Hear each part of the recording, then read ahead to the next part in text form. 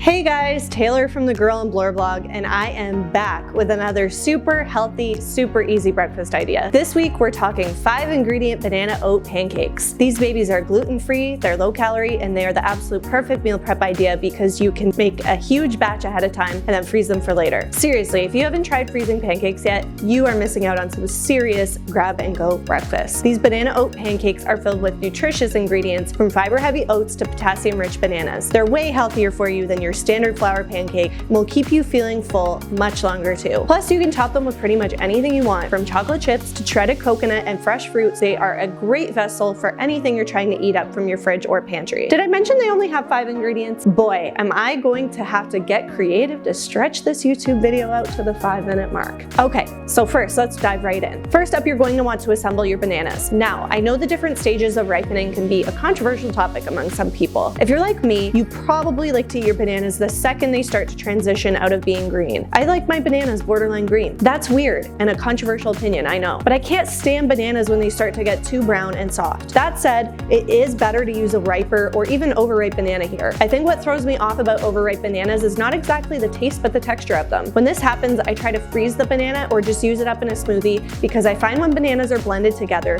you really just forget how ripe the banana was. It doesn't even matter at that point. So for those of you out there like me who can only have bananas on hand in the kitchen for a maximum of 3 or 4 days at a time and won't eat overripe bananas for the life of you, then this recipe is for you. It's a great way to reduce your food waste and eliminate the guilt of having to throw away overripe bananas. Plus, you can freeze these pancakes, so it's just a double whammy in terms of extending the life of the groceries you buy. In this video, you'll see that I'm using bananas that are the perfect shade of yellow. These bananas are probably considered perfect to most people, so just be aware that you can use whatever you'd like here. I wouldn't advocate for using greener bananas as they probably won't mash as easily, so just use your best judgment. Once you've got your bananas lined up, mash them in a large bowl. They don't have to be perfectly smooth, but try to get most of the banana mashed as possible and avoid large chunks. From there, you'll mix in 2 eggs. I hate to not come through on the vegan egg option for those of you out there looking for substitutions for the egg, but I just haven't tried the recipe this way myself yet. I've heard that flax or chia seed eggs work great in place of eggs in recipes, so if you're feeling adventurous and you care to tweak this recipe on your own, then I'd say go for it. There are a ton of blogs out there that will show you how to make them and how much of each ingredient you need in order to substitute per egg. Unfortunately, I'm not a miracle worker here. If I'm being honest, I'm not much of a baker in general, so count yourself lucky that you're even getting any sweet meal ideas from me. After you've done that, you're going to make some oat flour in a blender. First up, you're going to need some rolled oats. You'll usually find rolled oats, sometimes known as old-fashioned oats, along with large flake oats and quick oats in the baking section of your local grocery store. You can use any of these 3 varieties for this recipe, whatever you have on hand at home already. So measure out 2 cups of them and then add them to a blender or food processor. A little magic bullet would work perfectly here too. You can skip this step by buying oat flour at your local grocery store, which will usually be in with all the other non-wheat flours such as almond flour, coconut flour, etc. Oat flour is a great gluten-free alternative and it's a healthy whole grain flour. However, oat flour is actually pretty expensive, like $8 for a little bag, so I think it's much better to buy a $3 bag of oats and turn it into oat flour, but that's just me. Now, one quick and final note on oats for those of you looking to make these pancakes truly gluten-free. While oats typically are gluten-free, you will want to make sure that you're buying oats that say they're gluten-free to make absolute certain that that's what you're getting. Pure oats are gluten-free and safe for most people with gluten intolerance. However, oats are often contaminated with gluten because they may be processed in the same facilities as gluten-containing grains such as wheat, rye, and barley. So just do that extra bit of homework there if necessary because I don't want anyone getting sick. Anyway, blend your oats into a fine flour-like consistency, then you'll be mixing the oat flour with baking powder before you stir it in with the mashed bananas and eggs. You do need the baking powder in order to get that fluffy texture you're used to with pancakes. If you leave the baking powder out, the pancakes won't rise. That means any fluffiness is out the window. That's okay if you're willing to compromise on the texture of these pancakes, as the taste would be the same, but you know how taste and texture go hand in hand. They're both important, so that's why I'd say it's worth it to add this extra ingredient to ensure that you really do get to satisfy that pancake craving the right way, even if they are healthy pancakes. Mix the oat flour and baking powder mixture in with the mashed bananas and eggs. Now, the final ingredient, you'll want to add some almond milk to ensure the mixture is nice and creamy and not too thick. You know, so that it resembles pancake batter. Mix everything together, then you'll add up to 3 or 4 pancakes at a time to a large skillet. You'll want to grease the bottom of your pan with some cooking spray or butter, just enough to coat the bottom. When you make pancakes, you want the heat to be on medium, not medium high, because you don't want the pancakes to burn. A straight medium is your best bet for an even cook. And speaking of even cooks, don't crowd the pan. It's better to cook less pancakes at a time and ensure sure that they cook evenly than try to make too many at once. This also makes flipping them harder, so try your best to be patient here. This is actually the worst part of cooking pancakes to me. It should come as no surprise by now that I am the most impatient person ever, and I hate waiting. So this is why we are meal prepping them. Cook a big batch now to reap the benefits later, am I right? Okay, so once the bottom starts to form on your pancakes and bubbles start to form, you know you're getting close to the flipping point. When you can see them starting to brown on the bottom, flip